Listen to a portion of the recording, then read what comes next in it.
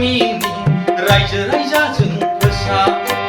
आखु गाज्रिखौ गामियाव मिथिं लिंनानै सावराय गियान गाज्रिखौ गामिनि रायजो राजाजों फोसाब फेसबुकआव नङा इउटुबाव नङा ससियेल मिडियायाव सावरायनाङा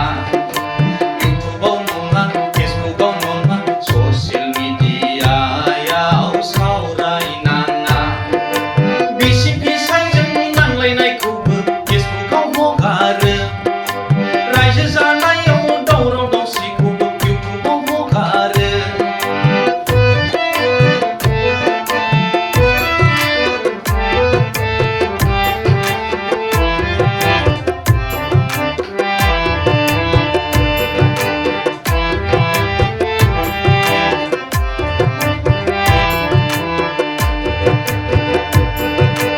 बिदि नङा नै आइफोर आफाफोर बिदि नङा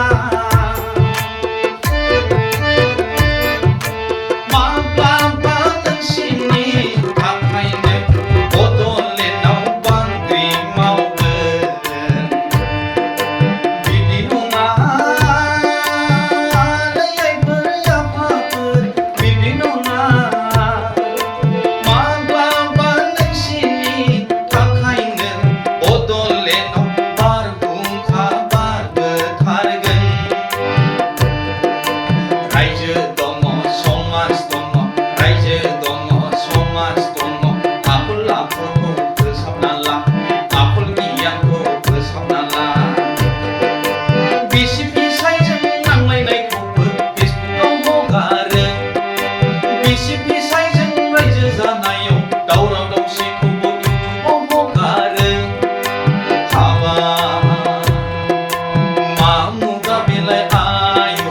ससियेल मिडियायावल' आपल'ड खालामनाय हाबा